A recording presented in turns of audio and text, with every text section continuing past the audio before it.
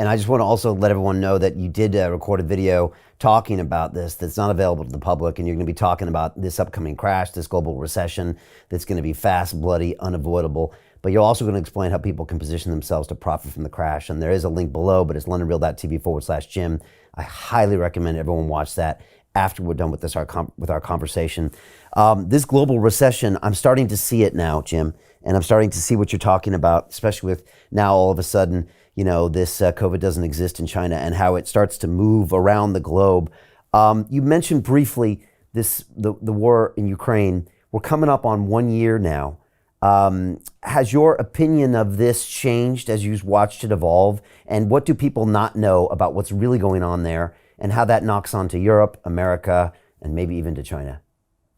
Well, if you're talking about people in the UK, the US, and I'll say Europe generally, what do they not know?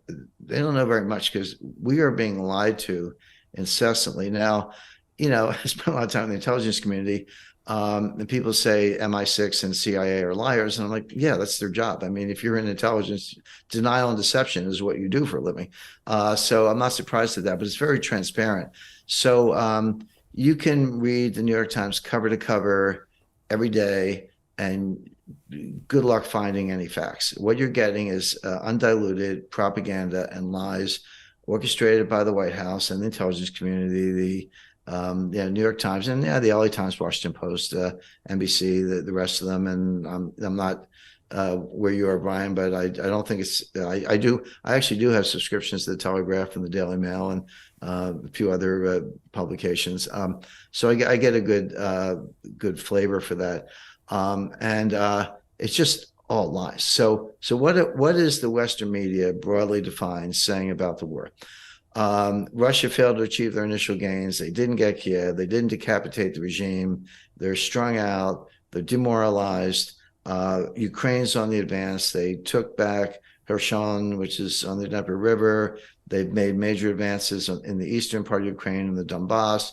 They got the U.S. weapons. The Germans are sending tanks to the U.K. I think your main battle tank is the Challenger. You're going to send them some Challengers, and just keep sending in money and sending in arms and give it time, and we'll take it all back. And Putin will be deposed if he doesn't have cancer already, and we'll even take back Crimea and wave the flag.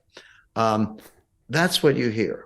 And tell me if I'm wrong. No, I think that's what we hear. We see Zelensky show up at the White House, go in front of Congress in his military outfit, and he walks away with a big check. And yeah, it's and he asks for more. I mean, with $100 billion, can you just buy a suit or something other than a t-shirt? So okay, so what's actually going on? Russia's winning the war. They went in with 100,000 troops to conduct something like bigger than a police operation. It was an invasion provoked by the U.S. The U.S. and the U.K. have won at this war since 2008. George Bush gave a speech in 2008, and he said Ukraine and Georgia should join NATO. That was the Bucharest Declaration. What happened a couple of months later? Putin invaded Georgia, cut the country in half, demolished their military, and they're not joining NATO. Okay, so then come forward to 2014, MI6, the CIA precipitate one of these color revolutions, Maidan Square revolution. They got some, they're. I don't use the word Nazi lightly, and no one should, but these are neo-Nazis. I mean, they say so. You look at their insignia, the Azov Battalion. They were on the Nazi side fighting the communists in World War II. They loved the Nazis because they drove the communists back until Stalin, took the country back. But that's their tradition. Zelensky's under their thumb. So that's who you're supporting. So it's a corrupt. It's one of the poorest countries in Europe. It's the most corrupt country in Europe. Zelensky's a puppet, and behind him are some real kind of hardcore 21st century Nazi sympathizers. I'll put it that way. So that's who you're supporting. So a lot of what I said about the news is superficially true, but let's dig a little deeper. The Ukrainians did reoccupy Kherson, but it's because the Russians withdrew without duress. Why did they withdraw? Because they're consolidating their forces. Like, that's called a salient. If you're out on a salient, you better have some backup, or you better keep moving. But to just stick out there and make yourself open to attack and fight for what? I mean, the Russians don't think about the conduct of the war in terms of square miles, like how much land do I have? They think about what resources do we control, and what foundation do we have for further gains, and can we make further gains? They think about it much more rationally. So even in the Donbass, which the Russians do control, that's the part you want. The natural resources, the coal mines, the oil, the steel mills, agricultural land, access to the Black Sea, all the stuff you want is in the part that the Russians actually control, including Crimea, with the exception of Odessa, which they don't have yet, but they're working on that. So Kherson waved the flag, yeah, but why fight over it? Withdraw. Here come the Ukrainians. The Ukrainians were actually nervous about going in. They're like, they left booby traps or something. Now in the East, the Ukrainians did make advances. That's true. Absolutely didn't matter. It was not particularly valuable land. It was very lightly defended. The defenders, the Russian defenders who were there, were kind of like, Mexican federales, or what we call the National Guard. They were almost like state cops. They were basically Donetsk and Luhansk militias. Wasn't their fortified lines. So the Russians said, "Hey, come back. Don't fight over this. Don't get yourself. Come back to behind the fortified lines." So Jim Rickards has just recorded a video that's not available to anyone in the public, and he's going to be talking about how this upcoming recession is going to be fast, it's going to be bloody, it's going to be nasty. But at the same time, he's going to show you how you can position yourself to profit from all of this chaos. Now, we've made this video only available to our viewers. Go to londonreal.tv/Jim. Watch that immediately. I can't say enough good things about Jim Rickards. He understands the global economic system better than any guest I've ever had on London Real. His predictions are almost uncannily true, and you can learn how to profit from his vision, from his expertise, and his understanding of economics. So go to londonreal.tv/Jim or click the link below. It's an excellent, excellent look on what's going to happen in the future and how you can position yourself to profit from that. Jim is one of the best in the business, one of my favorite guests on London Real, and he's very, very good at predicting the future and showing us all to profit from it. So click the link, and I hope you enjoy. The greedy bankers are about to do it again. In 2008, they crashed our financial system and nearly bankrupted the entire global economy. Then they received trillions of dollars in government bailouts. And after, they demanded fat bonuses paid for by you, the taxpayer.